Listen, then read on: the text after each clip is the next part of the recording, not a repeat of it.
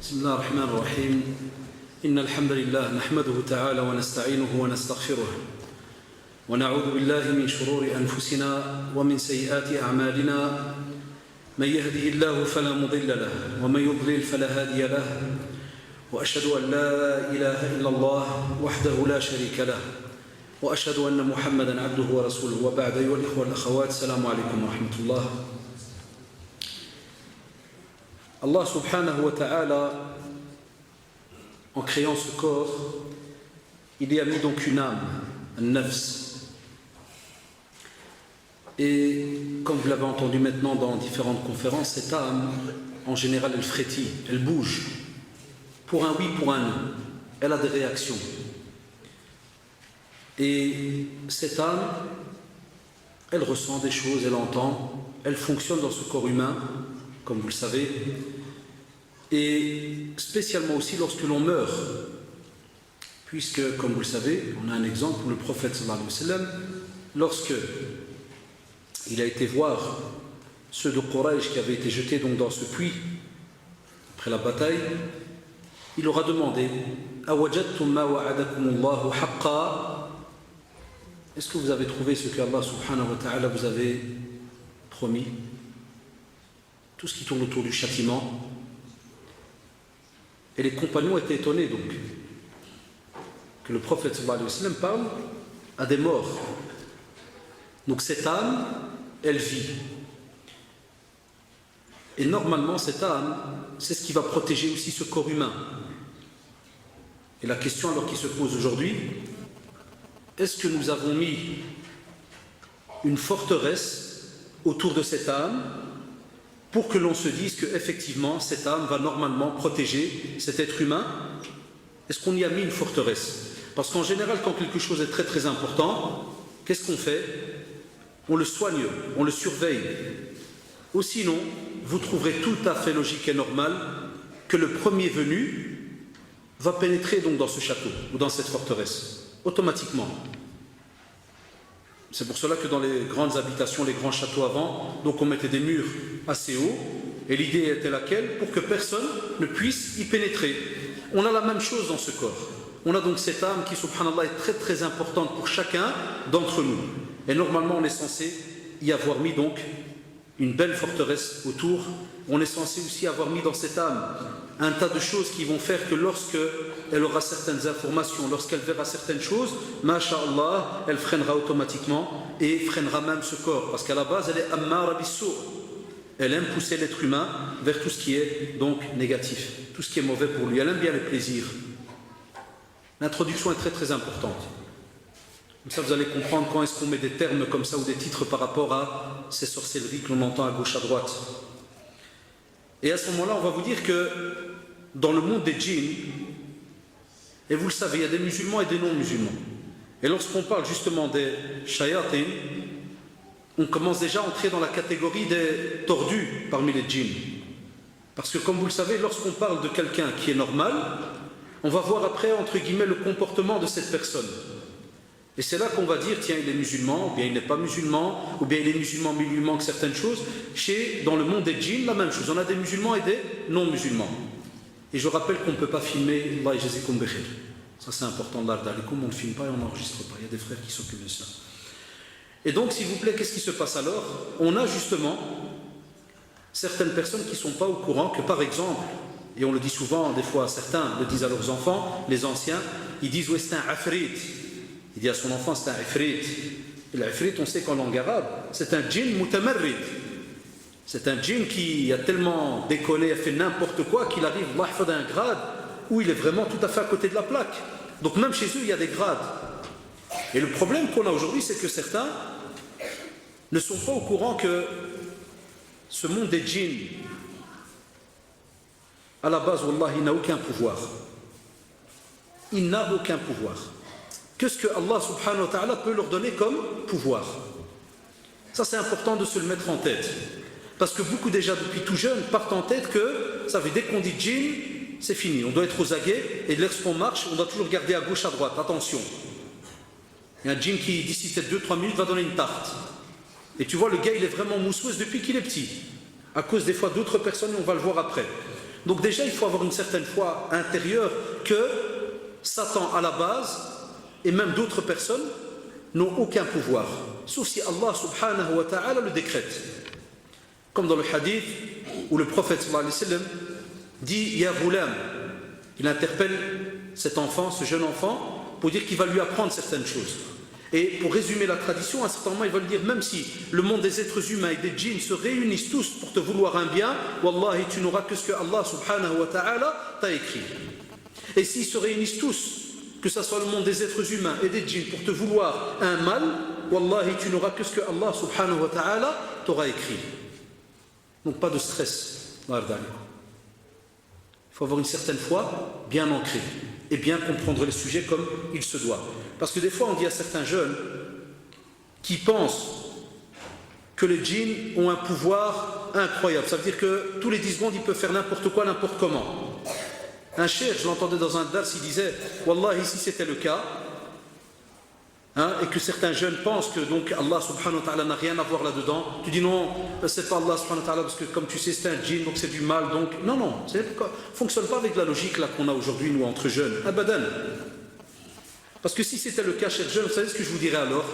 Les djinns, wallah, ils seraient heureux d'aller directement alors à la Mecque, et ils iraient alors près de la Kaaba, et chaque fois qu'il y en a un qui commence tawaf, ils le prennent et ils le jettent 200 mètres plus loin. Et tu verrais comme ça des gens sauter. Chaque fois qu'il y en a un qui veut faire tawaf, tu vois un type qui saute, boum, il est jeté de l'autre côté. Et de l'autre côté aussi, de l'autre manière, s'il y avait des djinns aussi qui étaient capables, comme des fois certains jeunes nous disent non, c'est un monde à part, ils font ce qu'ils veulent, abadan. Eh bien on aurait un jour ou l'autre vu alors des djinns musulmans qui iraient par exemple en Palestine et prendraient comme ça 20, 30, 40 tangs, des tangs et tout, et puis tu vois des tangs qui sautent, un qui part par là, l'autre qui part par là, et les terres, alhamdoulilah, seraient reprises tranquillement. Oui, parce qu'il y a des jeunes, dès que tu parles du monde des djinns, automatiquement, il est déjà ensorcelé avant d'être ensorcelé. Il est déjà là, les djinns, et tu les vois tous les yeux qui sortent et... Pourquoi? Parce que comment ils ont étudié le monde des djinns? Un, il a vu Poltergeist, l'autre, il a vu l'exorciste 1, l'exorciste 2, le 23, le 24, il vit là-dedans. Wallahi, mais quand tu dis que tu as lu un livre de l'Aqida qui t'explique comment est-ce que fonctionne le monde des djinns, tu n'as jamais lu un livre. Alors dès qu'il voit un jour son lit bouger, ça fait zulma. Ah purée, j'ai vu dans le film, c'est comme ça que ça commence, le lit bouge, et puis après, subhanallah, c'est de là qu'on apprend nous la religion. Va étudier comment fonctionne le monde des djinns. Pour à ce moment-là te dire, alhamdulillah, ce sont une création qui a été faite, comme a dit Allah subhanahu wa ta'ala, wa ma khalaqtul jinna wal insa illa liya'budun. Ils ont été créés pour l'adoration d'Allah. Et dedans, il y a des égarés. Et dedans, il y a des non-musulmans.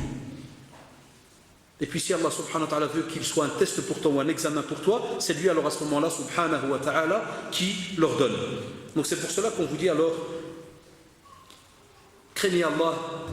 Quand tu as des jeunes qui viennent chez toi et te font, mon frère, tu dis, tu pries? Non, je ne prie plus. Pourquoi? C'est à cause d'un djinn. Un djinn qui m'a dit, voilà, c'est bien, il est rentré dans moi. Et... Tu travailles? Oui, je travaille. Ah là, il n'y a aucun djinn qui est venu. Pour le grattage, pour l'argent, il n'y a aucun djinn. Ça vous avez remarqué? Pour qu'il tape le marché de 6h du matin jusqu'à 4h de l'après-midi, là, incroyable. Mais il a une cette forteresse, tu n'imagines pas. Le type, il tient debout comme un poteau. Pendant 10 heures, il n'y a aucun djinn qui le frappe. Parce que le djinn de l'argent, il est solide, mashallah. Mais dès qu'il s'agit des fois de religion ou autre, ou de certaines pratiques, là, comme par hasard, tout le monde est ensorcelé. Subhanallah. C'est comme ça que ça fonctionne. On ne doit pas se jouer de ce sujet-là. Il y a des fois des examens réels qui sont là. Mais des fois, on a aussi des jeunes qui jouent avec ce sujet. Et dernièrement, ça devient très très répandu. On met le mot djinn pour un oui, pour un non. 3 migraines d'affilée, je crois qu'il y a un djinn qui m'a frappé. 3 gastro là, vous savez les gastro là, le ventre léger et tout le bazar, je crois qu'il y a un djinn qui m'a attaqué dans le ventre. Un échange de nourriture, point à la nuit. Les savants le disent, on ne met pas les djinns comme ça dans n'importe quel domaine, n'importe quelle discussion, comme vous le savez, ça serait donc trop facile. Parce que qu'est-ce qui se passe? Il faut savoir que Satan a un Allah, et vous le savez, comme il n'a aucun pouvoir, vous savez ce qu'il fait. Cette âme que je vous ai dit qui est normalement une forteresse, vous savez ce qu'il fait? Il vient et il toque. Il toque. Alors chez nous c'est simple. On a des jeunes qui, machallah, ils ont, comme avec les maisons là qu'il y a au bled, avant, je me rappelle qu'on allait en montagne, les anciens msakil, leur porte est toujours ouverte. Marhaba. Celui-là qui passe, qui veut boire de l'eau, ou le lebel, ou bien qui veut un morceau de pain, marhaba. Il y en a qui ont une âme comme ça. Elle n'a jamais été travaillée, pas de forteresse, il n'y a rien. Elle est ouverte tout le temps. N'importe quel djinn il vient toquer, ou bien Satan il vient toquer, c'est comme si le corps il lui dit marhaba bek, troll. Alors le djinn, wallahi, ou là, le Satan là, dès qu'il trouve que la porte est ouverte et que tu lui dis marhaba bek, vous savez comment il fait? Il rentre à du 200 à l'heure. Et il rentre et il s'amuse alors dans ce corps. C'est parce qu'il a trouvé une porte un jour ou l'autre. Parce que l'être humain est faible. Et on va le voir après. L'être humain est faible. Il arrive que des fois il commet des petites erreurs. Et donc ce djinn, il est là, du matin au soir. Je parle du mauvais. Ceux qui sont de la famille des Satan. Il est là du matin au soir. Et il cherche. De temps en temps, qu'est-ce qu'il fait? S'il toque et que tu n'ouvres pas la porte, croyez qu'il part? Non, vous savez ce qu'il fait? Il t'insuffle. Alladhi yuwaswisu fi sudurin nas. C'est-à-dire celui-là qui vient le furtif, un Satan, et il l'insuffle. Ça veut dire quoi? C'est comme s'il vient à ta porte, tu vois le petit trou, tu mets la clé. Puis il vient, il fait salam alaikum. Oh, vas-y. Allez, une petite danse. Un petit. On n'a qu'une vie. Relâche un peu, open your face, open. Tout le temps, jamais. Pense un peu à ton corps. Il devient même savant. Il te dit wali jasadika alayka haq. Attention. Tu as des obligations vis-à-vis de ton corps, relâche un peu. Et c'est là que l'âme, de nouveau, s'il y a une belle forteresse, on dit et au contraire, on se lève et on tourne dedans, on fait des rak'at, on prend le Coran, on lit. Et puis il y en a d'autres, qu'est-ce qu'ils font alors? Ça, si, Allah, là c'est vrai en vérité, quand tu vois, franchement, moi je fais tellement de choses, il y en a qui font rien pendant des années. Et c'est comme si alors il vient devant la porte là, de son âme et il ouvre un petit peu, il entrouvre la porte. Comme pour lui dire, il y a moyen que tu rentres, mais 5 minutes. Non, Satan, il ne te dira jamais que moi, si je rentre, moi, je te lâche. Et voilà. Ça, c'est le jeu aussi que certains font par rapport à Shaitan en Allah. Et c'est pour cela qu'ils trouvent alors des fois des portes chez certains. Et là, si jamais tu passes à ce troisième stade, le premier, on a dit, tu n'as pas ouvert la porte. Le deuxième, tu as commencé petit à petit à jouer avec le feu. Ça veut dire tu entres, ouvres la porte, tu mets encore la petite chaîne là, tu vois le genre. Et tu commences à lui dire ouais, mais t'es sûr, c'est pour un petit peu, c'est que pour 1 heure, c'est que pour. Ouais, t'en fais pas, parce qu'il a aussi des suppôts. Hein. Il y a des djinns qui sont même ici parmi nous, qui sont peut-être venus pour revenir dans la pratique. Hein. Il y a des fois des dralés qui sont venus, qui sont ici peut-être parmi nous, qui étaient à gauche, à droite dans le move et tout, puis ils disent viens, on va un petit peu lâcher ce shaitan qui est avec nous, et des fois ce même qui est à l'extérieur, il rôde avec toi, il était de ta famille, ainsi de suite, et il te dit mais viens, ce n'est que pour 5 minutes, c'est pour 10 minutes, et une fois qu'il te met d'accord, c'est comme avec les menottes là, dès qu'il te met la première menotte, t'es attrapé. Et c'est pour cela que le shaitan il te dit illa an da'awtukum fastajabtum li. Voilà l'histoire de la porte. Da'awtukum. Un petit carton là pour invitation. Monsieur et Madame Kada vous invitent à leur mariage le 22. 2 solutions. Tu viens ou tu viens pas. C'est tout. Il te dit Da'awtukum. Je suis venu et j'ai insufflé. Et comme vous le savez, insuffler c'est un art. Ne croyez pas que le shaitan vient chez toi, tac, tac, tac, oui voilà, je viens pour te jeûner un peu, donc tu fais mes genoux pendant 3 heures, bismillah, on y va. Non, ceux qui sont passés par là, ils savent.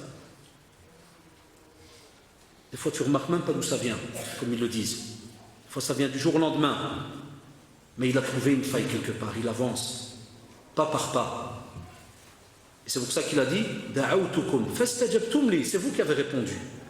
Fala talumuni, donc maintenant ne commencez pas à tout rejeter sur moi, à me mettre les torts sur moi. Non. Walumu anfusakum. Si vous avez à vous plaindre, plaignez-vous sur vous-même, parce que vous avez ouvert une porte. Ça, c'est ce que dira Shaitan. Parce qu'il y a des jeunes aujourd'hui, et on l'a rappelé souvent, chaque fois donc il y a quelque chose, c'est Shaitan. Hatta même un jour, j'ai dit à des frères, on était assis, il y avait des dralis qui étaient, vous savez, de tous les modèles il y avait. Et parmi ceux qui étaient un peu, entre guillemets, un petit peu à côté de la plaque, on parle, et j'ai remarqué tous les 10 secondes, mon frère, c'est bien Shaitan. Encore, on parle, puis de nouveau, Shaitan. C'est drali, moi j'ai peur d'un truc. On dit quoi? Moi j'ai peur que le jugement dernier, même Shaitan, il ne va pas vous reconnaître. Il m'a dit, comment ça? J'ai dit tous les 10 secondes, Shaitan. Le jugement dernier, il va dire, je ne te connais pas moi, je ne t'ai jamais rien dit. Pourquoi? Parce que les jeunes aujourd'hui, ils mettent Shaitan à tous les coins de rue. C'est-à-dire eux-mêmes, ils réfléchissent des fois, ils savent que telle chose, elle n'est pas bien. Ils savent qu'après, ils vont recevoir des tartes et ils mettent les mains dedans. Ils mettent les pieds dedans. Et puis pour trouver une excuse, non, c'est shaitan. Je crois que j'ai été ensorcelé, je crois que j'ai été ceci, je crois que j'ai été cela. Donc vous comprenez bien, on parle maintenant de la catégorie qui joue avec le feu. On ne parle pas de l'examen comme l'Akh Mustafa Hafidahullah a rappelé. On parle de ce, c'est pour ça que mon titre à moi, c'est n'ensorcelle pas ta jeunesse. Ne va pas toi-même te jeter dans, on dit la gueule du loup, mais ici c'est ouvrir la porte à shaitan. Après tu me dis, ah non mais c'est lui qui m'a fait. Fais attention d'abord à ce que tu fais. C'est pour cela alors que l'âme, c'est la même chose. Cette âme, wallahi, si jamais tu ne fais pas attention, eh bien, qu'est-ce qui va se passer? Elle va avoir une blessure. Cette blessure, deux solutions. Soit c'est une toute petite blessure qui vient de commencer. À ce moment-là, il y a moyen de l'aider. Si jamais elle est solide, il n'y a pas de problème. Il y a moyen de l'aider. Et directement, astaghfirullah, on reprend la prière, on reprend ceci, et on demande. Mais comme vous le savez, il y en a qui sont blessés, qui ont blessé leur âme par un mauvais comportement, mais ils ne changent pas le lendemain. Et ils refont de nouveau la même chose. Deuxième blessure dans cette âme. Troisième, quatrième, c'est comme la forteresse qui commence à perdre des briques. À ce moment-là, Satan, qu'est-ce qu'il fait? Wallah, il suffit tout simplement qu'il pousse le mur. Dès qu'il pousse le mur, il entre. Voilà pourquoi on vous dit faites attention aux mauvaises actions. Al-ma'asi, tu vois, toutes ces mauvaises actions que certains font, on leur dit faites attention. Parce que ce sont toutes des portes que vous ouvrez petit à petit. Vous cassez des briques l'une derrière l'autre, jusqu'à ce qu'à ce moment-là, Satan se dit, voilà, la porte est ouverte, bismillah, on rentre. Il ne va pas dire bismillah, vous savez bien qu'il a peur, lui, d'Allah subhanahu wa ta'ala. Il a peur. Inni akhafullah, il le dit. Lui, il est très malin. Il connaît le pouvoir d'Allah subhanahu wa ta'ala. Et c'est pour cela que, comme je vous ai dit, lui, il teste. Et on va voir qui va lui répondre par rapport à cette demande. C'est pour cela que l'être humain, alors à ce moment-là, dès qu'il commence à être blessé au fur et à mesure, il va alors commencer petit à petit à se sentir embêté. Ah, voilà ce que nous disent des fois certains jeunes. Oui, je sens comme une petite angoisse. Oui, je sens comme ceci, je sens comme cela. Mais je sais que beaucoup de jeunes ne disent pas la vérité par rapport à leur manière de fonctionner. Et c'est pour cela qu'ils sont étonnés par rapport donc à des fois des petites angoisses, des ceci. Parce qu'il arrive même que certains ne savent même pas faire la différence entre angoisse et angoisse. Il y en a qui ne savent pas faire la différence. Et c'est pour cela qu'on doit apprendre cela depuis qu'on est jeune. Faire la différence entre les termes, entre les réactions d'un corps. Des fois, le corps a des réactions qui sont normales. Vous ne pouvez pas automatiquement dire, voilà, c'est shaitan. Non, il y a des fois des réactions qui sont tout à fait donc normales et on le verra tantôt. Alors, lorsqu'on parle de ces blessures, parmi les blessures qu'on a, ya shabab, manque de confiance en Allah subhanahu wa ta'ala. Satan, Allah, comme vous le savez, il a un but. Contrairement à beaucoup de jeunes dans notre communauté qui n'ont pas de but. Son but à lui, c'est d'égarer tout le monde.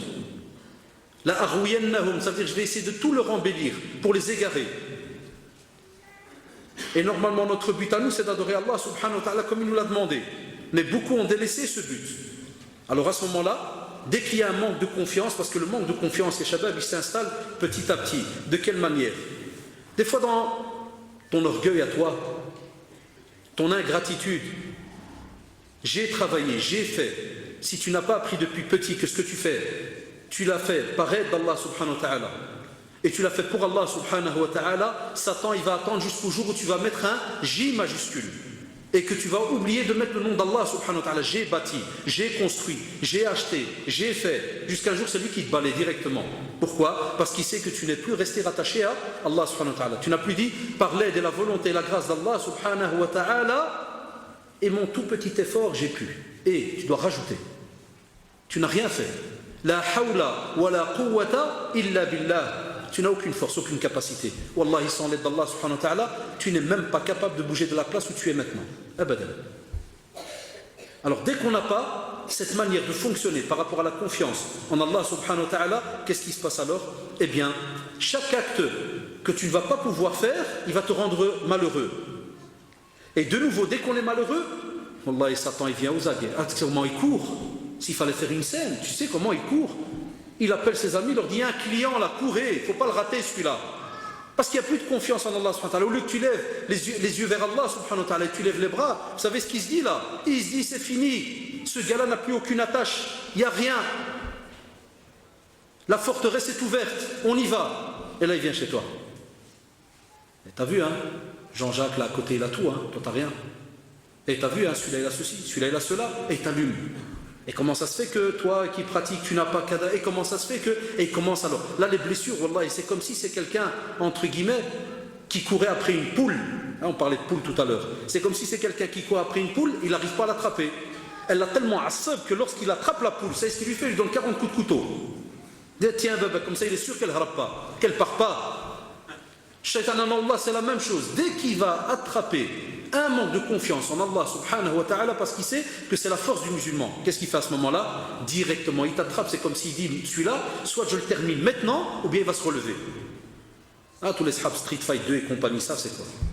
Dès que tu donnes une bonne et percute au lin, bon balayage, si jamais tu laisses l'autre se relever, c'est kilma, t'es foutu. Ça, ton Allah, c'est Street Fight et tu mets les chiffres que tu veux. Wallah, s'il attrape un, il ne le lâche pas. Pourquoi? Parce qu'il dit c'est zerda, et une zerda, vous le savez très bien, si tu la rates, c'est fini. Et il dit, Wallah, moi je vais le lâcher. Dès que tu lui ouvres une porte, alors on vous dit, faites attention, d'Alikum. Programmez ce que vous faites. Posez-vous des questions avant de faire quelque chose. Pour ne pas ouvrir la porte, puis après tu me dis, ouais, mais un shaitan, shaitan n'a rien. Shaitan, il teste, comme vous le savez. Et c'est pour cela qu'il va venir chez toi aussi par manque de confiance, par exemple, comme aujourd'hui, je le dis avec toute sincérité, le crédit. Ça reste notre conviction ici au travail, wallahi. Que ceux qui ne sont pas d'accord, jazakumullah, ça, il n'y a pas de problème, mais nous, on a la théorie à la pratique, on le voit. Des gens qui viennent, qui te disent, après, je suis mushour, non.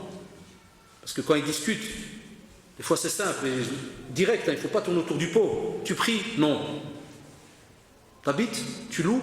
Non, j'ai acheté à crédit depuis 5 ans. Ah, mashallah. Et qu'est-ce que tu crois? Donc le matin, quand tu te lèves, c'est Bismillah, Alhamdulillah, Allahu Akbar. Tu le combats de jour en jour. Tu as fait l'acte le plus crapuleux qu'il peut y avoir. Et à ce moment-là, tu viens et tu me dis, Shaitan t'a frappé. Comment ça? Oh, je vis pas bien. Oh, je ceci, oh, je cela. Mais c'est normal, tu le combats du matin au soir. Et tu lui fais croire que ta joie sur la terre, sur cette terre, ta joie de vivre, et pour te sentir encore mieux sur cette terre, c'est de faire quelque chose qu'Allah subhanahu wa ta'ala t'a interdit de faire. Wallahi, dès que Satan il vient, il commence à t'insuffler, il te dit, agis franchement, 2 pièces cuisine. Mais t'es fou, il n'y a aucun tordu qui vit dans 2 pièces cuisine en 2010. Qu'est-ce que tu es en train de faire? Achète 400 € par mois, c'est mieux que 800, et tu donnes ça à un scary, mais t'es malade. Et toi, tu deviens savant en quelques secondes, hein, parce que c'est normal, l'âme, il n'y a pas de forteresse là, hein, elle est encore attachée aux passions, aux envies. Alors directement, elle se connecte à la seconde, elle ne demande pas mieux. Et direct, ouais, c'est vrai, tu as vu, Fatih, ils ont acheté une de ces villas, purée, 400 € par mois, tu as vu la taille qu'ils ont, le jardin et tout. Ouais. Et quand il fait chaud, ils se mettent sur le jardin, ils prennent du soleil. Mais jamais Satan il va dire, tu vois, ce soleil sur le jardin, il y a le même dans la tombe après. Mais il est très drôle, il est un peu plus chaleureux. Mais ça, il ne te le rappelle pas, hein. Non, non, ça, il ne va pas te le dire. Et il t'embellit les choses petit à petit. Et beaucoup croient que, en touchant au haram et en vivant bien sur terre, c'est comme ça qu'on va terminer notre vie. Mais c'est l'inverse. C'est en touchant au haram que de nouveau tu démolis ta forteresse. Et là, Satan, Allah, il vient directement et ne te lâche pas. C'est pour cela qu'on te dit, accepte ce que Allah t'a donné sur cette terre, subhanahu wa ta'ala. Accepte. Et tu verras, ton âme va se sentir beaucoup mieux. Et Satan, de nouveau, tu lui auras fermé, alors à ce moment-là, donc, une porte. On te dit aussi que Satan a des moyens très sataniques. Alors, le fait qu'il a des moyens sataniques, et que toi-même, qui te connais, tu sais que des fois, tu n'as pas cette force pour bien décrypter, comme ça, certains moyens sataniques. Le fait qu'on a dit qu'il insuffle, ça veut dire qu'il vient petit à petit. Alors, Allah yarda alik. Invoque Allah subhanahu wa ta'ala chaque jour, chaque matin, chaque prière. Allah subhanahu wa ta'ala l'a bien dit. وَإِذَا سَأَلَكَ عِبَادِ عَنِّي فَإِنِّي قَرِيبٌ أُجِيبُ دَعْوَةَ الدَّاعِ إِذَا دَعَانِ. Ça veut dire, si jamais tu veux invoquer Allah subhanahu wa ta'ala, sache qu'il est proche de toi. Invoque-le. Et demande tout le temps, Ya Allah, donne-moi ce qu'il y a de bien pour moi. Et le fait que tu l'invoques tous les jours, et tu lui demandes la protection, à ce moment-là, si un examen te touche, alhamdoulilah, là il y a un examen. Mais tu n'invoques pas. Demandez autour de vous. Il y a des jeunes, quand ils t'avouent ça en privé, te disent effectivement, je n'ai pas invoqué peut-être depuis une semaine. Et demandez à tous ceux alors qui ne prient pas, mais qu'on ne sait pas, où la famille croit qu'à l'aise, il a une belle vie. Alors qu'en vérité, sa connexion vis-à-vis d'Allah, il n'y a rien. Puis on s'étonne que de nouveau, la personne tombe à côté de la plaque, et mjnouna ou je ne sais quoi. C'est tout à fait normal à ce moment-là. Donc, on a dit que Satan, la'anahullah, ne va jamais venir chez toi directement. Premier point, il va embellir le haram.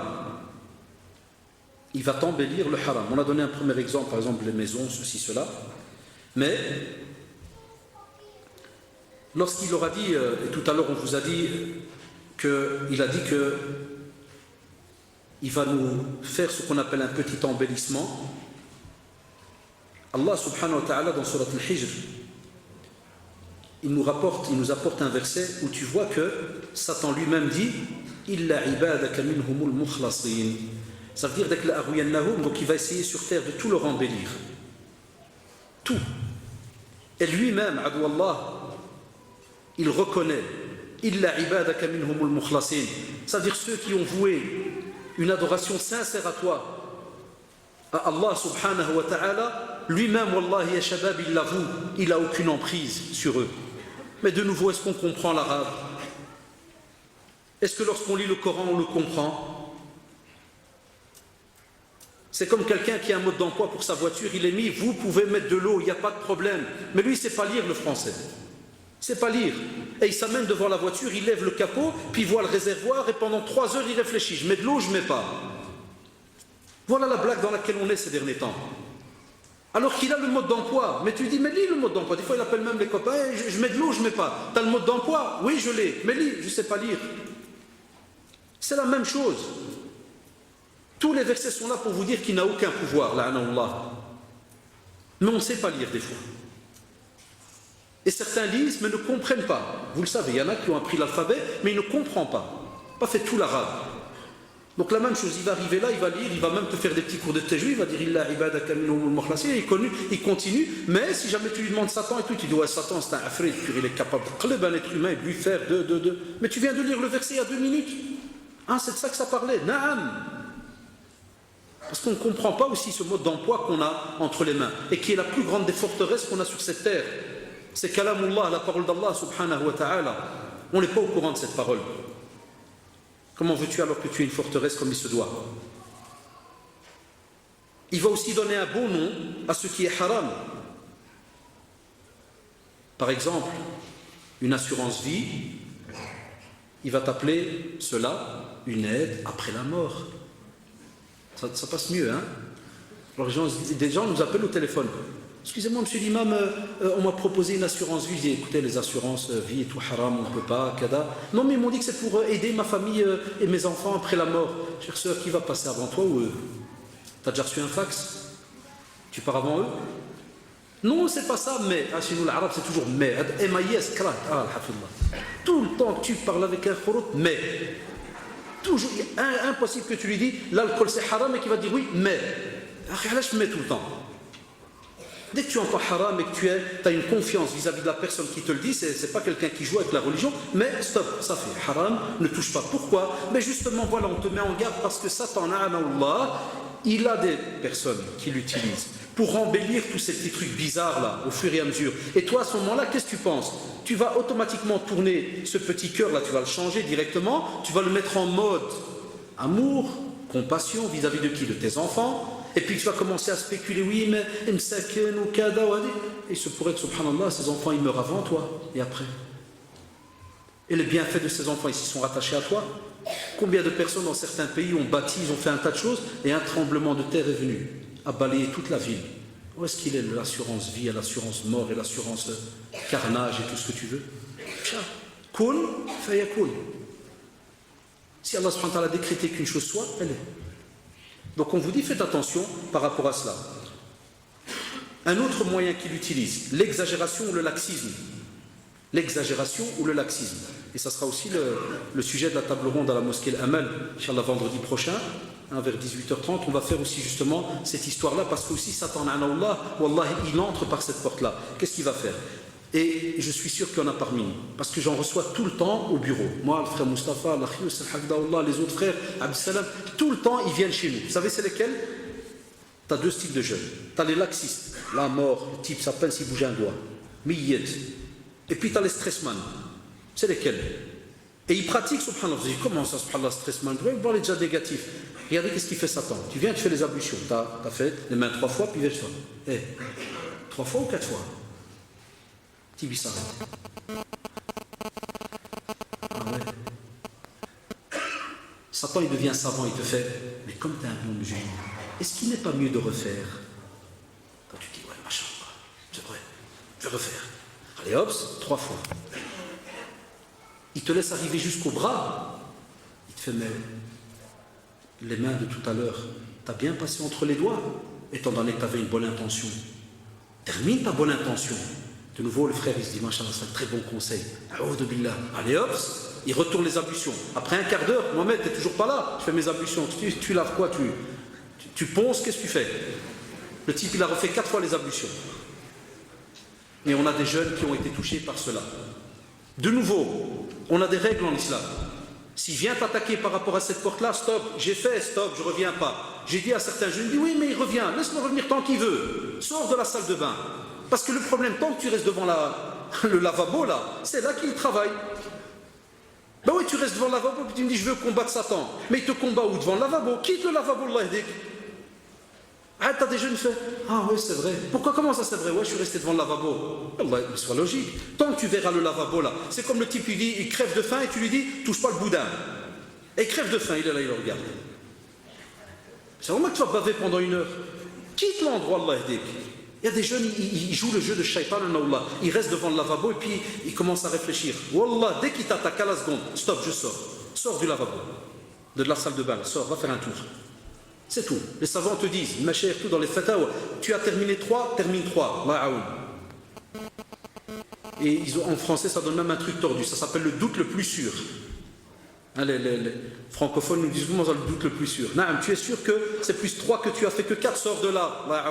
Laisse-le, il ramène 4 mains s'il veut. Non, et des jeunes, ils ouvrent la porte. D'autres, ils viennent chez toi, ils te disent, frère, tu as lu du Coran? Oui. Mais t'as pas assez fait. Faut encore lire. Ah, jusque-là, c'est bien. Il n'y a pas de problème. Pendant qu'il lit, il reste par exemple, c'est l'adhan, c'est la prière, il faut aller à la mosquée. Regardez par où il peut rentrer. Alors Mustapha, il a dit un petit mot, les stratagèmes de Satan. Il va venir chez toi, il va te dire, mais mon frère, alhamdoulilah, tu as pris des centaines de fois à la mosquée. Pense aux milliards qui ne prient pas à la mosquée. Masha'Allah, t'es déjà au top. Termine le hizb. Ça veut dire, Masha'Allah, shaitan. Eh, na'am, wallahi. Ibn Qayyim rahimahullah, on a parlé dans les stratagèmes de Satan. Et qu'est-ce qu'il va faire alors à ce moment-là? Il va venir, il va faire en sorte que tu vas rajouter une petite lecture, mais il va te faire perdre un grand bénéfice, qui est cette fameuse prière en groupe. Donc, wallahi, même dans la pratique, il va entrer par toutes les portes, même dans la pratique. Comme il a fait pour les innovateurs, la même chose. Hein, il fait une innovation, et qu'est-ce qu'il lui dit? Il lui dit, mais n'écoute pas cette barbuchon qui voit du mal partout. Toi, tu es en train de faire un acte d'adoration, et il dit, c'est bid'a, vous êtes malade, c'est bid'a, je vois bid'a partout. Mais ils sont contre la pratique. Zayyana lahum ash-shaytanu a'malahum. Il vient, il t'embellit l'acte. Mais il ne va jamais te dire, est-ce que le prophète l'a fait, est-ce qu'il a demandé, est-ce que les compagnons l'ont fait, et ainsi de suite. Non, il ne va jamais te dire. Il va toujours t'embellir au fur et à mesure. Donc faites attention, même dans la pratique, il vient. Et c'est là que certains de nos jeunes sont rentrés dans l'ouest-ouest. Et puis après, qu'est-ce qui se passe? Ils viennent chez vous. Je crois qu'on m'a ensorcelé. Non, tu n'es pas ensorcelé. Tu as ouvert une porte à Shaitan. Et maintenant, il est dans cette âme-là. Et il danse, et il s'amuse, il monte et il descend. Pourquoi? Parce que tu lui as ouvert la porte. Et alhamdoulilah, après, on verra dans les autres conférences comment on fait pour soigner cela. Aussi, il te dira qu'il est ton conseiller. C'est pour ça qu'Allah subhanahu wa ta'ala nous le rappelle, il te dit كَمَثَلِ الشَّيْطَانِ إِذْ قَالَ لِلْإِنسَانِ كْفُرْ فَلَمَّا كَفَرْ قَالَ إِنِّي بَرِيءٌ مِنْكَ إِنِّي أَخَافُ اللَّهَ رَبَّ الْعَالَمِينَ. Ça veut dire quoi ça? Il vient chez toi, il te dit kfur. Deviens mécréant. Il teste. Certains ne répondent pas.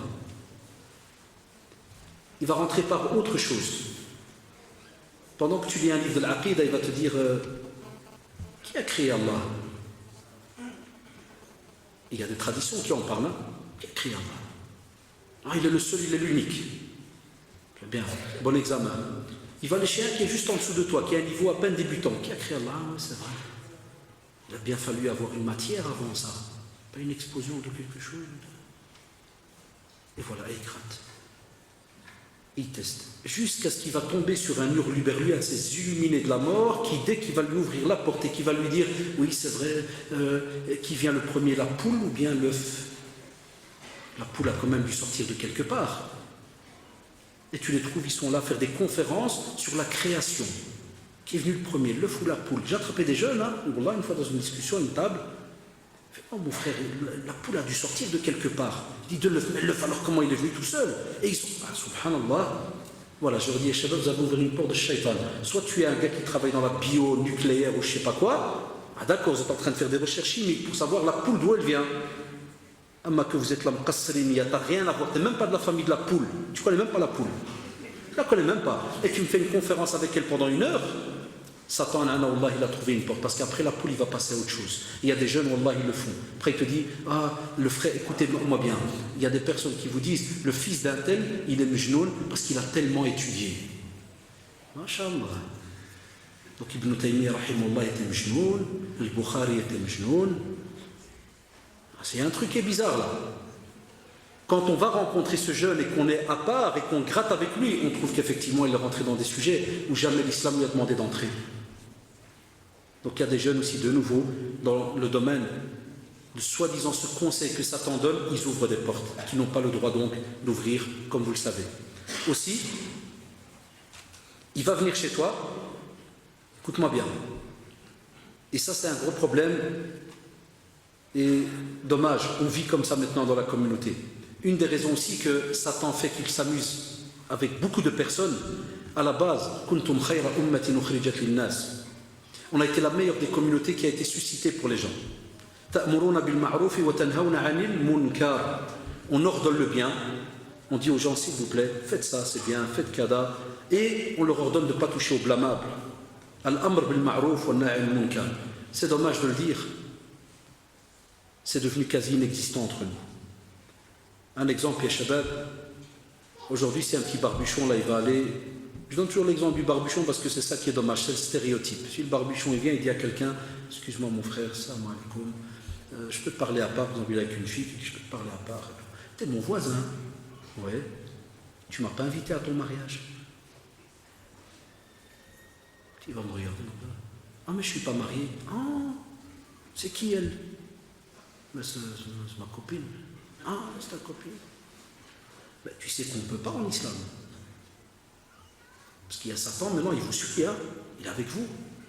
Et il est derrière vous et il est en train de dire vas-y, vas-y, vas-y. Et il te suit dans le parc. Vas-y, vas-y. T'es presque. Puis la main qui s'approche. Vas-y, vas-y, vas-y. Mais non, si tu rates, mais non, là, tu auras sa main.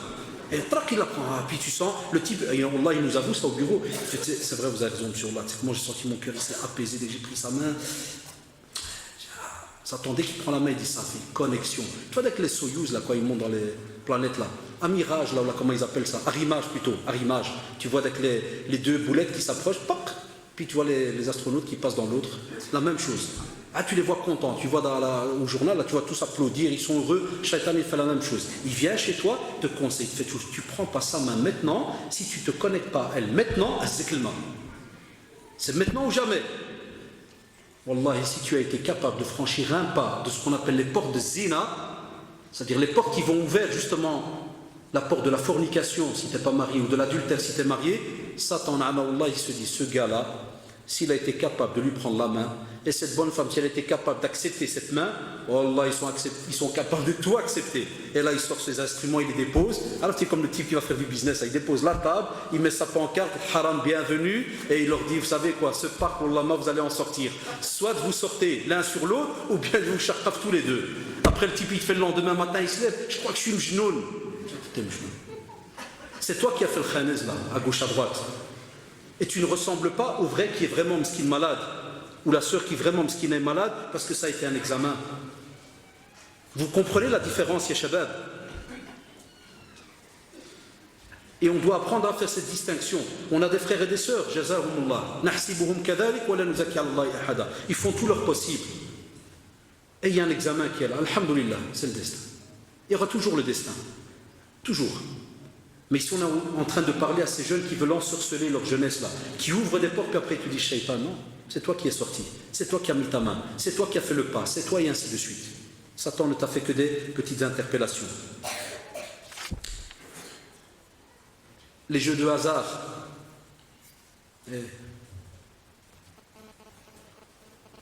On sait que tout ce qui est les jeux de hasard, c'est un acte de Satan. Rijsun min amali shaitan. Et comme vous le savez, Allah subhanahu wa ta'ala nous a dit fajtanibu. Quand on dit fajtanibu, ça veut dire que tu ne dois même pas t'en approcher. Mais comme nos jeunes ne connaissent pas la langue arabe des fois, n'ont pas étudié la religion comme il se doit, qu'est-ce qu'il te dit? Eh, il n'est pas écrit haram. C'est fajtanibu, hein? Pas avec sa phonétique à 2 francs là. Mais c'est fajtanibu, hein? Et ça veut dire quoi fajtanibu? Ça veut dire. Yallah, parlez. Wallah, vous allez voir, des fois, faites ces petits tests. C'est pour ça que ceux qui viennent en général, un gros pourcentage, c'est ceux, machallah, qui suivent là dans les cours, à gauche, à droite. Il y en a d'autres qui sont nouveaux et autres. Eh bien, ceux maintenant qui apprennent comme ça, taquinez vos copains. On vient de le dire il y a 2 secondes. L'amr bil ma'rouf, on n'ose plus conseiller. C'est pour ça, alors que maintenant, Satan fait ce qu'il veut. On n'ose plus se conseiller, shabab. Et combien de fois on passe devant des bureaux de loto? Une fois, j'ai fait ça à un jeune chez nous au quartier. Il sort d'un bureau de loto. Et je viens lui faire salam alaikum, alaikum salam. Je dis, tu peux me donner 5 euros pour les Palestiniens? Il était tout étonné, il m'a regardé comme ça, les Palestiniens. Je dis, ouais, pourquoi? Tu ne peux pas donner 5 euros pour les Palestiniens? Je dis, t'as de l'argent quand même, tabarakallah. Tu viens de le donner à Jean-Jacques, là, pour un chien qui court. Et c'est pourrait que le chien ne va même pas courir crise cardiaque après 200 mètres. Moi, je vais te les donner, c'est un investissement pour le jugement dernier. Je peux vous jurer, la manière dont il m'a regardé, il devait se dire, ce type, soit il shoot, soit c'est encore un zlingling là, bizarre là, qui est venu de je ne sais pas où. Wallah, il fallait voir sa tête. Il m'a dit, non, je passe 5 euros, je pas. Ben, dans mon travail là, de recherche, je me suis dit, celui-là, il est connecté, il est parti. Tout ce qui reste, c'est l'invocation. Wallah, tu invoques. Pourquoi? Parce qu'on sait que tout cela, ce sont toutes des choses que l'on fait. Et c'est pour cela que Allah subhanahu wa ta'ala, il nous dit Innama yuridu shaytanu an yuqi'a baynakum al-adawata wal-baghdha fi al-khamri wal-maysiri wa yasuddakum par rapport à quoi? An dhikrillah wa an as-salah. Ça veut dire que tous ces actes, les jeux de hasard, lorsqu'on touche à tout ce qui est les jeux de hasard, vous savez, l'auto, les grattages, tu sais, les petits trucs que tu grattes. Et puis tu commences à jouer à tout ce qui est avec les flèches, les voyances. Aujourd'hui, on a d'autres voyances maintenant. Tous les petits copains là qui, des fois, je les attrape dans le métro, là, des drérés, tu sais, ils prennent le journal. Et puis, tu vois, le type, il reste comme par hasard pendant 5 minutes collé à une page. Toi, tu crois que, machallah, il est connecté à ce problème très connu qui est la crise mondiale dans les banques. Et quand des fois, je parle de l'exprès. Moi, je suis un peu satanique dans le métro, mais c'est comme ça. Je parle de l'exprès un peu comme ça. Puis je vois horoscope. Et il est là. Abdel. Aujourd'hui, bonne journée. Tranquille aujourd'hui. C'est tout. Shaitan, il se dit hada, sa connexion avec Allah subhanahu wa ta'ala terminée. Alors il vient. Et vous savez comment? Parce que quand il dit que belle journée pour les Gémeaux, ça passe, il est heureux. Mais sale journée pour les Capricornes, si c'est vrai que c'est en vérité, c'est un vrai mal avec des cornes, et qu'il se connecte à ce qu'il vient de se dire là, vous savez ce qui se passe alors? Comment elle est sa journée? Il est mal. Il rentre à l'école, il est mqtoul, il est pété, il rentre à la maison, il est mfrou'. Sa femme chahane est comme mousseuse aujourd'hui, mousseuse. Il attend quand est-ce que le problème qu'il a lu, parce qu'il vient de lire que ça ne va pas bien aller dans ta vie amoureuse aujourd'hui. Depuis qu'il rentre à la maison, il est aux aguets. Dès qu'il voit sa femme lui dire, je ne suis pas d'accord. Puis ils l'ont dit, Mustafa arrive, oui, ils l'ont dit. Ça fait. Wallah, il y en a qui le font. Il y a des gens, ils nous appellent, ils nous disent, monsieur, mon mari, mon épouse, elle lit tout le temps l'horoscope. Ça, c'est des umur de shaitan. Pourquoi? Parce que, comme a dit Allah subhanahu wa ta'ala, وَيَصُدَّكُمْ عَنْ ذِكْرِ اللَّهِ وَعَنِ الصَّلَاةِ. Il vient avec tous les moyens.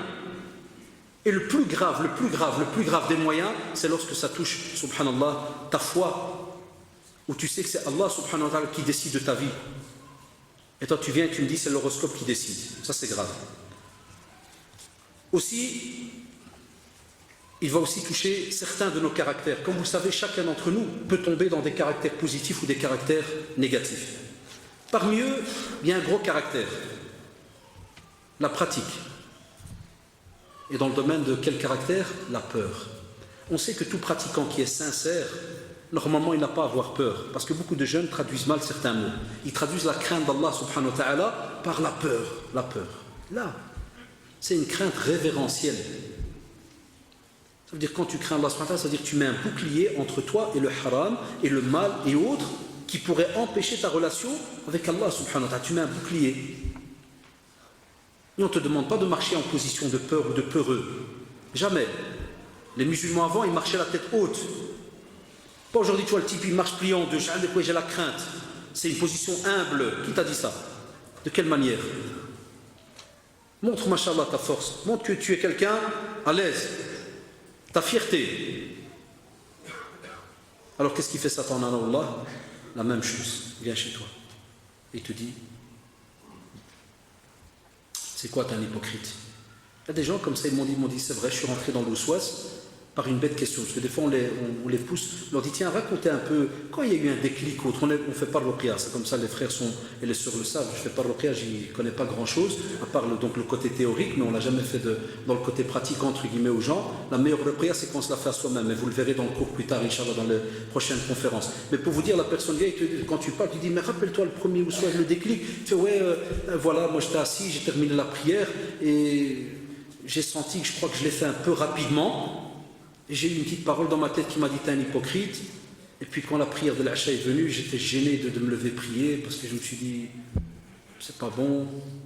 Tu dis quoi après? Il me dit, j'ai commencé à faire des théories. Et voilà, je suis à 2 mois, je prie pas, je fais rien. Il y en a qui ont ce problème-là. Ou lui-même s'est auto-ensorcelé. Il vient et il commence à se faire des théories sur lui-même.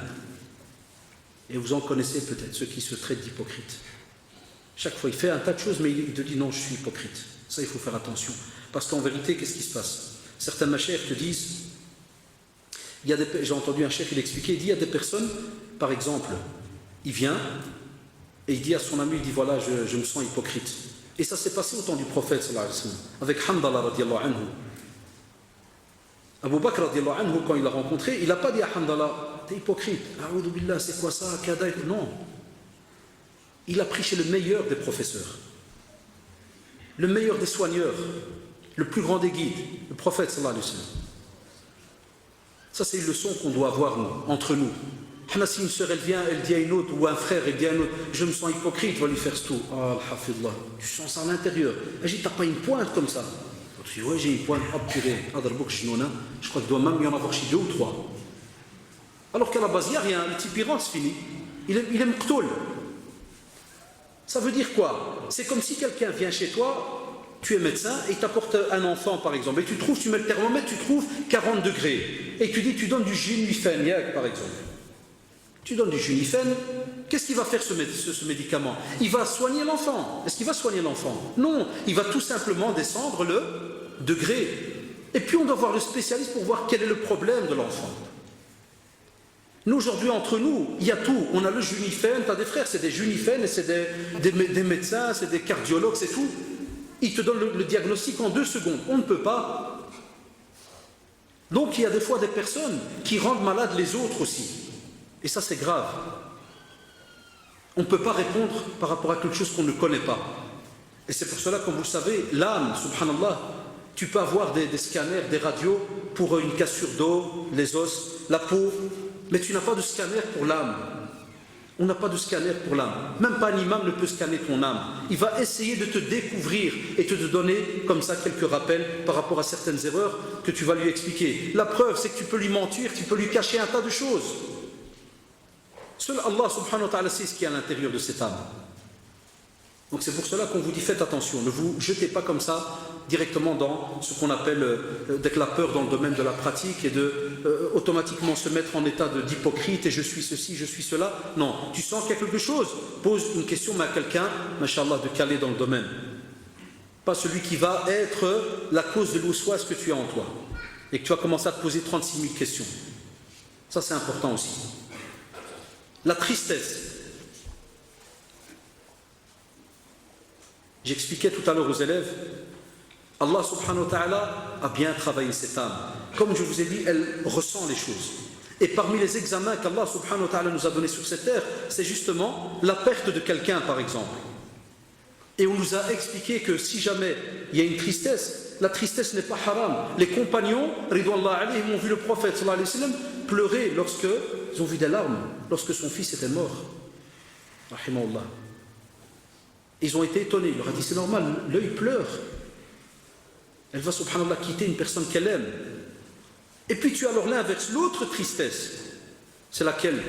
C'est ceux qui commencent alors automatiquement à renier Allah subhanahu wa ta'ala, déchirent, hein, c'est connu dans les traditions, ceux qui se griffent le visage, déchirent les cheveux, les habits, se tirent les cheveux comme des fous et des folles. Automatiquement, quand tu fais cela, tu casses ta forteresse. Et Satan, Allah, de nouveau, qu'est-ce qu'il fait? Il entre dans ce corps. Donc la tristesse, on vous dit, elle doit être aussi quelque chose de réglé. Et c'est pour ça que le prophète sallallahu alayhi wa sallam, il a dit As-sabr, innama as-sabr, inda as-sadmati al-oula. La patience, lorsque tu dois apprendre à te retenir, c'est quand le premier choc qui vient. Avec l'histoire de cette personne qui avait donc son enfant qui était décédé, le prophète ça m'est passé, elle a un peu haussé le ton. Moi, il y a eu toute une histoire à deux, et puis après, on vient, on lui dit, tu sais qui c'était? C'est le prophète, sallallahu alayhi wa sallam. Non, excuse-moi, ya Rasulallah. Il lui a dit, c'est le premier moment. Pourquoi? Parce que Satan, de nouveau, est aux aguets. Pourquoi il t'a pris ce que tu as de plus cher? Pourquoi il t'a pris Kada? Et voilà pourquoi des fois on vous dit, oh, il y a une femme qui a perdu son enfant à la naissance, elle est devenue Mejnouna. Mais on ne sait pas qu'est-ce qu'il y a eu en vérité à l'intérieur. Des fois, il y a des personnes qui, dès qu'ils ont perdu ce proche qu'ils aiment, eh bien Satan vient directement, il sait que c'est un acte d'adoration. Il sait qu'on doit accepter le destin. Et ce n'est pas facile. Je ne dis pas que c'est facile, ce n'est pas facile. Et c'est pour ça que, regardez, dans notre religion, mashallah, on demande que les gens viennent pour les condoléances. Et les gens te facilitent les choses. Là, comment tu veux qu'une femme ne soit pas mjnouna? Quand tu as chez nous, par exemple, quelqu'un qui décède, qu'est-ce qui se passe? Toute la famille vient et ils veulent manger chez toi pendant 3 jours. Dans la sunna, c'est toi qui dois apporter à manger. Là, il fera la femme pendant 3 jours. Elle vient de perdre son mari. Elle fait à manger pendant 3 jours. Et après le 4e, quand elle est étalée sur le lit, qu'est-ce que tu entends les vieilles qui disent? Elle l'aimait tellement, les djinns l'ont frappé. Mais c'est vous le djinn qui l'avait frappé. 3 jours que vous ne sortez pas de cette maison. Moi j'ai assisté de mes propres yeux, dans nos proches. Je viens chez toi du matin jusqu'au soir, ils quittent la maison à 1h du matin. Et ils sont assis là, ils attendent que tu déposes à manger. Allahu Akbar, c'est ça la sunna. Ma chérie, ils te disent condoléances, tu parles. Laisse les plus proches pour remonter le moral et aider, être... Tout subhanallah. Comment est-ce que des fois les gens réagissent et provoquent des problèmes psychologiques chez d'autres personnes, sans que subhanallah, ils s'imaginent que des fois les séquelles peuvent être graves, comme vous le savez. Aussi, les mauvaises paroles. Mustafa Jazaoullah, il avait lancé déjà un petit peu le sujet Jazaoullah dans une des questions et dans le sujet, dans sa conférence.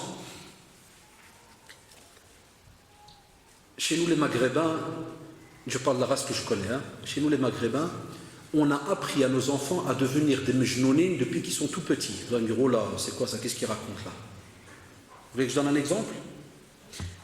Spécialement chez le Mgharba, les anciens. Maintenant, même les jeunes commencent à le faire, même la nouvelle génération qui sont mariés, qui ont 20, 25. Qu'est-ce qu'on a appris aux enfants? Un exemple, tu viens chez ton enfant, il doit dormir. Mohamed, dort. C'est 8 heures. On n'a pas chez nous, si l'enfant ne veut pas dormir, on va le prendre, on s'assit, on lui parle. Non, c'est ce qu'on fait. Dans le lit, on va fermer la lumière, on va lui faire oh, bouloulou. C'est la génération des bouloulous, vous les connaissez, hein? Ah, bouloulou. Mais le type, mais billah alaikum. Un enfant que tu as fait grandir avec bouloulou depuis qu'il a 4 ans, comment il va être à 18 ans, ce type? Cette fille, comment elle va être à 18 ans? Bouloulou, bouloulou, bouloulou. Chaque fois qu'il marque, qu'il entend alhou, il se retourne, il tombe. Puis c'est drôle, c'est un type qui fait que tomber. C'est normal, depuis qu'il est petit, on l'a fra, miskin. La bande aussi à Khoun Fouchard. Les boutkay. Il a raison, le frère Mustafa, boutkay chez nous. Hatta had ma cheikh en Arabie, il expliquait un jour, il dit, un jour, miskin, un frère, sa famille est au courant du problème qu'il a. Vous allez comprendre pourquoi. Il a un problème, miskin, de santé.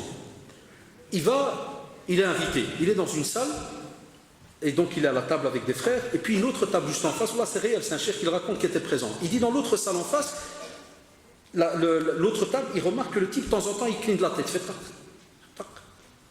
Parmi eux il y avait un imam. Comme un peu dire, il leur a dit, t'as vu le frère là-bas? Pas facile, hein? Il y a un djinn qui le tape du cou, hein? dans le cou, il le tape.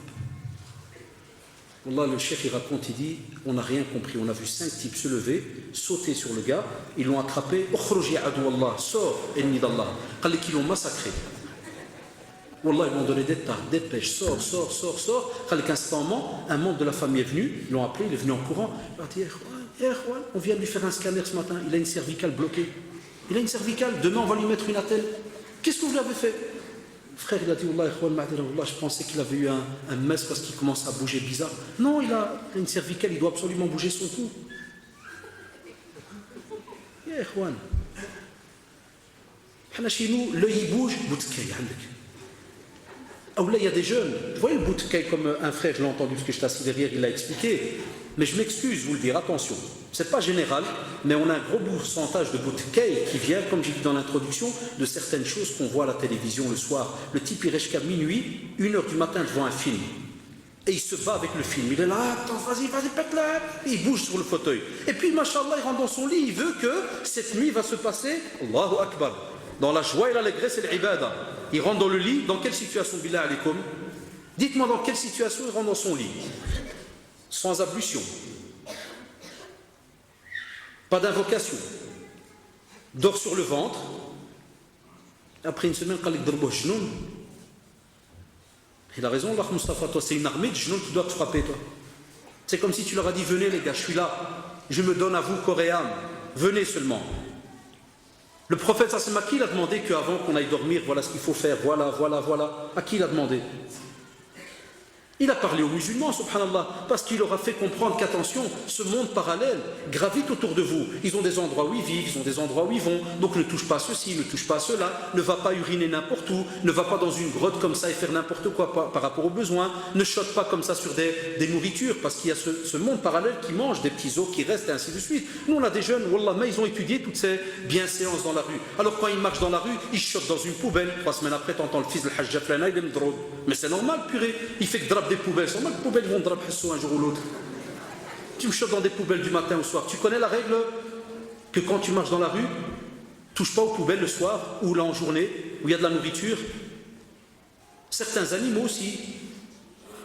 Il y a des jeunes, ils viennent et trouvent un chat noir ou là dire purée de regarde. Tu te rappelles dans le film, les chats noirs et tous les genoux, on lui court après. On va-y, court après un chat noir. Pourquoi? Parce que le type il a alors une divergence. Il est avec son copain, il fait mais le chat noir c'est un gym, c'est pas un gym. L'autre il fait c'est pas le chien noir. Tu vois, regardez le genou c'est nous, hein. C'est les types qui sont en train de trafiquer pour savoir si on va péter le chat ou pas à cause de la couleur, si c'est un djinn ou pas. Subhanallah. On a plein de bienséances, ya shabab, qui nous aident pour notre forteresse, mais on ne les connaît pas. Et pour terminer aussi, je vous en passe de tous ceux qui sont malades psychologiquement parce qu'ils ont grandi depuis qu'ils sont petits. Et ça, c'est un appel à nos parents et aux jeunes qui acceptent cela. Il ne faut pas. Par exemple, l'enfant, écoutez-moi bien, l'enfant va pleurer 3 jours d'affilée la nuit. La femme, ce qui n'a toute contente, va chez sa mère. Walida, il y a le petit Abdullah, il fait pleurer la nuit et tout. Ah, prend du sel, prend du riz, elle fait un petit cavé, hop, elle lui met une petite cordelette. À 3 jours, Inch'Allah, mebki. Celui qui rend, comme a dit le prophète, celui qui met avec les tama'im, c'est le petit talisman et autres. Jamais ça rapporte quelque chose. Tu n'auras jamais rien de positif. Il y en a qui attendaient la fin de la phrase, tu n'auras jamais rien. Parce que ça, c'est chez les autres. Tu dis, tu mets ça, tu n'auras jamais rien. Mais ça, c'est comme vous le savez, c'est la boîte à Dragon Ball et compagnie. Vous savez, ils ont toujours des petites boîtes spéciales attachées sur eux, que si jamais le dragon de la flamme va t'attaquer, tu appuies, il y a un truc qui va sortir, et subhanallah, et tu trouves des fois des petits enfants au bled, ils marchent à côté de toi, il a un petit truc ma'allaq. Quand tu dis ça des fois aux parents, ils te font toi les barbuchons de nouveau, haram, même ça c'est haram, même la protection c'est haram, on n'a pas cela. Ou sinon tous les compagnons auraient eu cela sur eux, on n'a pas cela. Il y a des traditions là-dessus. C'est pour cela que des fois, tu as des jeunes, tu lui enlèves ça, il devient fou. Quand tu as vu, c'est le djinn qui commence à bouger. Non, il n'y a pas de djinn. C'est parce qu'il a tellement mis de confiance par rapport à cette chose-là et qu'il croit que c'est elle, cette petite chose-là, qui a son coup, qui va le sauver, qui se met dans cet état-là. Donc de nouveau, on ne peut pas vouloir une protection d'Allah subhanahu wa ta'ala en employant une protection qui est haram. Ça ne donne rien du tout. Et pour terminer aussi, des fois, il y a des jeunes qui rentrent chez moi au bureau. Par exemple, au téléphone, ils prennent rendez-vous. Oui, je veux seulement des conseils. Je sais que vous ne faites pas le ruqya, mais je veux des conseils parce que je crois que je suis peut-être mujnoun, mais je ne sais pas, je veux des conseils. Écoutez, je ne suis pas spécialiste. Non, mais c'est des conseils. Ça, il passe. Mais excusez-moi, certains vont mal le prendre, mais c'est rien. Je vais en prendre ici. Je suis au bureau, puis il faut un type bizarre qui rentre. C'est Merouane comme ça. Cheveux bizarres. Vous allez me dire, jusque-là, ça peut passer. Sarwal mi-pète. Vous savez, le pantalon qui pend, là, la nouvelle mode. Il rend tout Merouane pauvre. Des fois, wallah, j'ai vu même des paquets de Marlboro qui pendent ici. Tu vois, le rouge, on les connaît, hein. Paquet qui y a dit. Puis j'ai dit, t'es qui mon frère? C'est le frère, j'ai pris rendez-vous pour Qadiyat Jnoun. Ah, mais j'ai dit, c'est normal, mon frère. Ah ouais, c'est à toi, c'est à toi. Ah ouais. Excuse-moi, mon frère, tu pries? Non, mon frère, je ne prie pas. Et Marlboro, c'est pour quoi faire le paquet de Marlboro? C'est pour la joie de remonter un peu le 1. Non, mais c'est bien Shaitan. Ah, toi aussi, t'es des sahabes qui courent dans la rue comme ça, tu sais, les mains levées. Où tu vas, mon frère? Je vais avec Shaitan, je vais en boîte. Comment ça te va avec Shaitan en boîte? Tu ne pries pas, rien, puis tu me dis. D'autres aussi qui m'appellent. Ouais, je crois que mon frère, je crois que les genoux ils montent. Je dis, parle-moi un peu de ta vie, s'il te plaît, Kada. Mais je lui dis, wallah, tu mens pour toi-même. Ouais, c'est vrai, en vérité, je vais en discothèque des fois. Stop, ça s'arrête là, il ne faut pas tourner autour du pot. Mais ça s'arrête là, Shabab. Tu combats Allah le soir, subhanahu wa ta'ala, tu veux que la journée t'aide. Comme il m'a dit un frère, il m'a dit, Miskin, pour qu'on prépare la conférence, il m'a dit, tous les soirs, zdek-bog, en journée, pas de prière, il n'a jusqu'à 3 heures de l'après-midi, le soir, quand il se réveille, de nouveau, zdek-bog, le après un an, quand l'équipe m'ont donné le genou, ça ne marche pas comme ça, Yeshabab. C'est toi qui as été véreux. C'est toi qui as crié haut et fort, je suis un client, venez vers moi. Wallahi. Donc, Allah radalikum, avec ce que vous venez de remarquer, on a, comme l'a dit le frère Mustafa Hafidahullah, et vous le verrez avec les autres conférences parce que c'est une suite, on a des cas où, effectivement, c'est un examen. On a des cas où, c'est vrai, certains qui sont touchés par cela te disent effectivement, j'ai fait n'importe quoi avant, j'ai ouvert des portes, j'ai joué avec Satan. Et puis on a ceux, comme vous l'avez vu, qui eux-mêmes s'auto-ensorcellent, fait n'importe quoi. Et puis on a ceux qui se mettent des titres eux-mêmes. Donc il y a celui qui fait n'importe quoi, mais il y a ceux qui n'y a rien, mais ils se mettent le titre. Des fois des maladies psychologiques. Wallahi. Et beaucoup de savants te disent, un gros pourcentage, c'est des maladies psychologiques. Parce qu'il suffit que, dès le début, comme a dit le frère, on ouvre une porte, et bien on est parti au fur et à mesure.